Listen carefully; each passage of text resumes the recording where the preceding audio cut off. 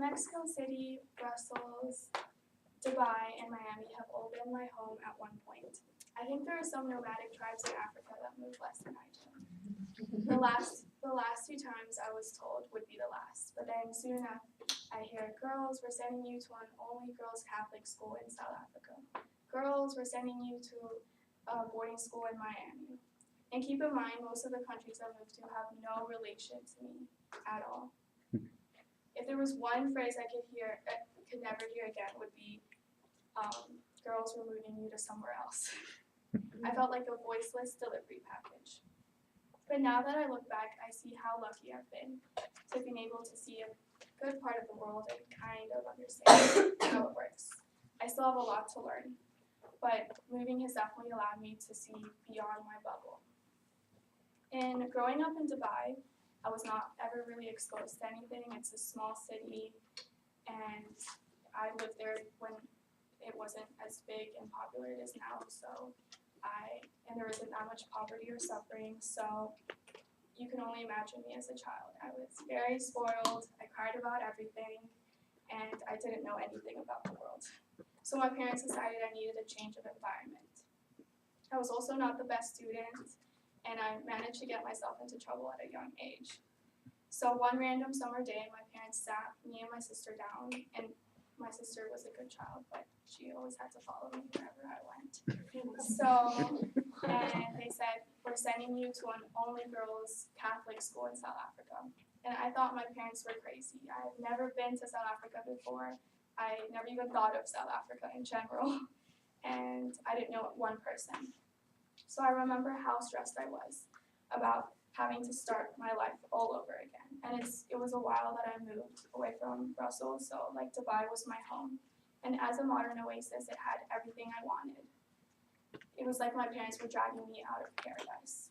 I remember the drive from the airport to my new home in South Africa was such a culture shock. There was kilometers of townships and endless rows of tin roofs and shacks.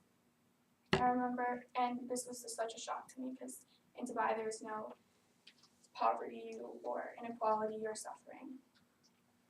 So I remember entering my golf estate, and there was endless gardens and mansions and houses, and it was such a stark contrast to the world outside its massive walls and fences. It had shops, restaurants, and entertainment, and as soon as we passed the gate, I remember they introduced us to the guards, and they told us to stay within the estate as much as possible, and the grocery shop was like right outside, and my school was like 10 minutes away.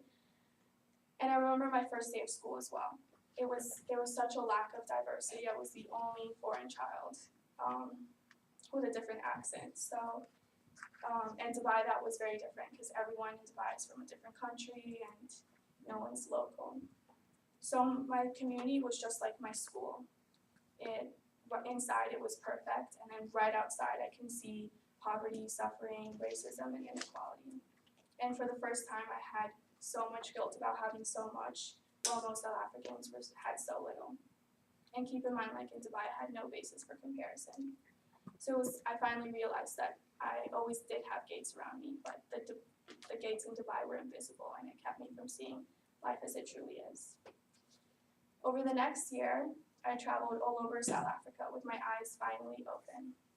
I managed to see the different cultures, its many languages, its wildlife, its nature, and its incredible beauty. But then, just as I learned to love South Africa, my parents, a year after, decided to send me to boarding school in Miami. But equipped with my new perspective on life, I was very ready for this move. I remember as soon as I arrived to Miami, there was a lot of aspects of America that I think a lot of locals took for granted. Although Miami is also home to both extremes, wealth and poverty, I felt everyone was more accepted and tolerated compared to a country like South Africa or the neighboring countries in Dubai, in the Middle East. I felt like America encouraged people to have their own views, and especially growing up in the Middle East, no one really questions their elders, and I never changed my opinion from my parents, and I most of the time did what they said. I finally had my own lens to look at the world, and I was 14 and now living alone without my parents. And my school was a completely different vibe from my school in South Africa. It was very open, it was a little bit too crazy, and I had an immense amount of freedom at 14. My parents also got a house close by to the school, so like the few times they would come see me and my sister, we would stay there. So my sister and I would sign out every single weekend, and we would have a big house, no adults, and no rules. So you can only imagine how much I took advantage of the situation my last 4 years. And although my time in Miami was not what my parents imagined or really wanted for me, I think I really learned how to be responsible.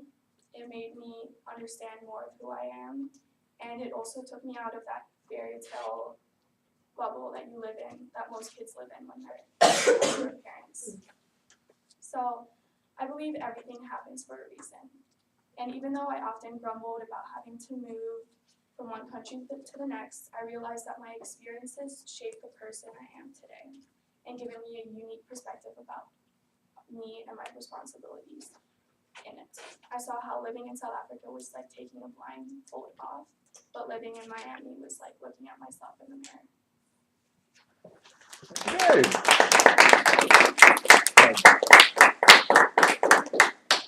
Thank you. Luke, you're up. All right. Do you want this? There's no feedback. Hey, Luke, you want that? Luke, do you want this? No, I don't need that. Thank you. I need no stinking podium. Can you give me another copy of you Monday? I'm gonna actually. That's still on, but it was at 6:20.